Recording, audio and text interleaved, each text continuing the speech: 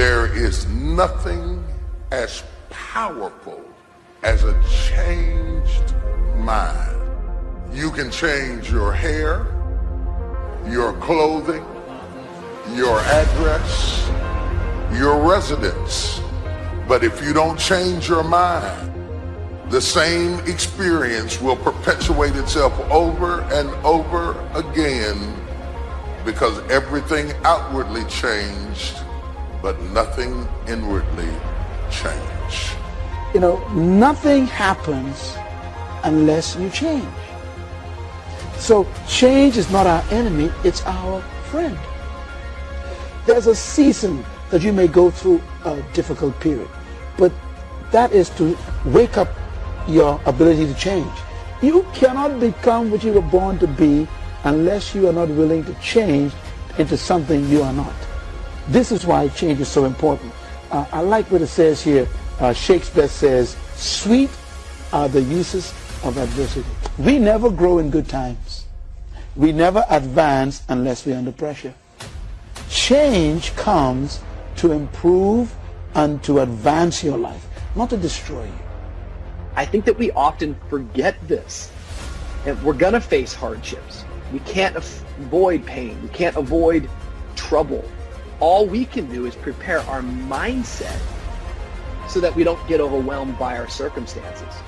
A lot of people, when they have a negative circumstance take place in their life, they react negatively to it. And that seems almost natural. In fact, that is natural. Something negative happens to me, my reaction back to it is negative. But this is why you have to change your mindset. I've seen people who had the education to go up, they had the gifting to go up, they had the talent to go up, didn't have the right attitude.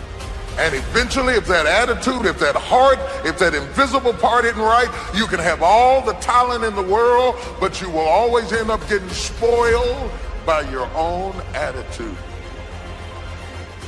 Yes, you'll get the opportunity. Yes, you'll get the job. Yes, you'll get the deal, but you won't be able to keep it because your attitude will corrupt every opportunity that life offers you. Never saw it coming. Life isn't what happens to you when you're looking. What happens to you when you're looking is called a plan. Life is what happens to you when you're not looking, when your guard is down, when your back is turned. It's going to work on a Friday morning feeling good and having your boss call you in. And you know she has a look on her face and you know that look isn't good. You know the economy isn't so hard and we've got to let you go. And all you can think about are those 3 kids you have at home. You know, life is coming home from work and finding that note on the kitchen table saying, "Hey, I can't do this anymore. I'm sorry, I love you, but I've got to go." And you're frustrated and you're betrayed and you're furious and you're angry, but all you want to do is hold them again. All you want to do is hear those words whispered in your ear, "I love you," again. No, that's life. How do you handle that? How do you deal with that, those sort of situations? You see, it's been said 100 times and I'll say it again. You've got to go through it. That's all it is. You've got to go through it. And going through it is not a function of just being courageous. It's not a function of just saying, well, I'm going to close my eyes and see what happens next. It's not that. It's really a function of 3 things. It's a beginning, it's a middle, and an end. And before you go through it, there's a choice. You make a choice to say, well, I'm either going to stay here or I'm going to be over there someday, somehow. It's a choice. So going through it and thinking about these 3 steps, beginning, middle, and end, you know, you can really save yourself a lot of trouble. And you can discover something more about yourself. It's called life and it's not personal. Stuff's going to happen. And if you make it to the 40-yard line, if you can make it to age 40, between 40 and 60, it begins to intensify. All kind of things happen. Between 40 and 60, my mother was diagnosed with breast cancer and finally died. Between 40 and 60, I was diagnosed with prostate cancer. Between 40 and 60, I went through a divorce from someone that I loved very much. Between 40 and 60, had a nationally syndicated talk show, highest rated, fastest canceled talk show in the history of television. Between 40 and 60, oh, life put a whooping on me. It ain't personal. It's called life. You know, I was homeless, man. I mean, you know, you're in a position where you're going, I got nowhere to go except up. I might as well keep hustling. I was in comedy. I just wasn't making nothing. All the money I was making, I was sending back home to my wife and kids. That didn't last long. She got tired of that real fast. But I couldn't go back to Cleveland because I wouldn't have enough money to drive back down south to perform. One time I drove to the house in Cleveland. I finally got enough money. I drove to the house in Cleveland and everybody was gone. I didn't see my kids for almost 2 years. They just left, boarded up the house. So next thing you know, I'm in the car. I lived there, but it taught me determination, man. I'm a really, really determined person. It also taught me that no matter what happens to you, it ain't over. I was determined to be something. As long as God wakes you up, that means he ain't through with you yet. There is nothing as powerful as a changed mind. The only way off of welfare is to change your default settings. The only way to get a good education is to change your default settings. As long as you're programmed with what you can't do and what you can't be and what you can't have, you will never get up. But I dare you to go into your phone booth like Clark Kent and spin around and come out Superman and say, wait a minute, I'm better than this. I'm getting ready to change my default setting. I will not let you abuse me. I will not stay. There is nothing as powerful as a changed mind. So, the first thing you have to think about when you're going through something is very simple. It's, I'm not where I want to be, but I know I can get there. I have faith that I'm going to get where I want to be. So yeah, go through the grieving process. Grieve. Accept that. Say yes to that. You know, one day you look up and, you know, you're still in pain, you're still hurting, but you realize that, hey, it's not as bad as it was. It doesn't hurt as much as it did. And I'm going forward, I'm moving forward.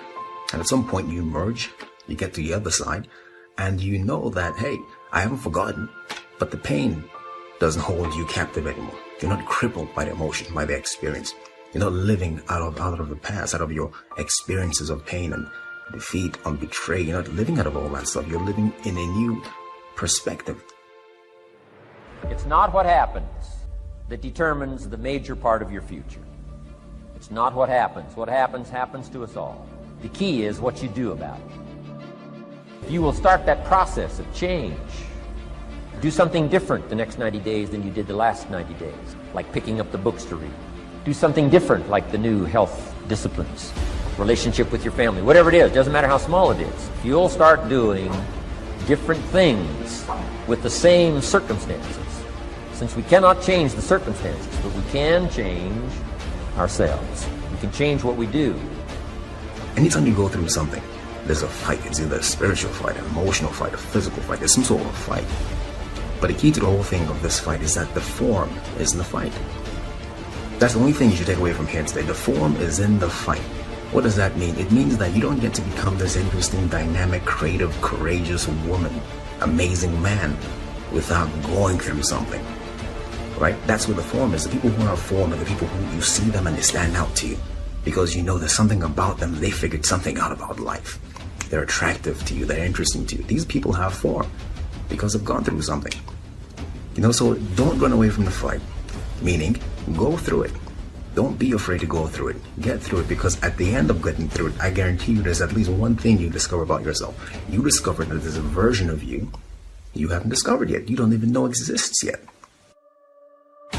It's not that you might not mess up and do what you used to do. It's just that it's no longer your normal.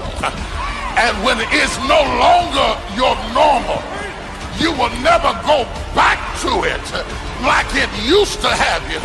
Because the moment you get out of the situation, you change back into who you're supposed to be. Y'all don't hear what I'm saying to you. Both the pig and the sheep can fall into the same mud, but the difference is in the default. The pig is defaulted to lack the mud. The sheep has a default that says, I don't belong in this mess. I might be in this mess, but I don't belong. I don't have to tell you things are bad. Everybody knows things are bad. It's a depression. Everybody's out of work or scared of losing their job. The dollar buys a nickel's worth. We know the air is unfit to breathe and our food is unfit to eat.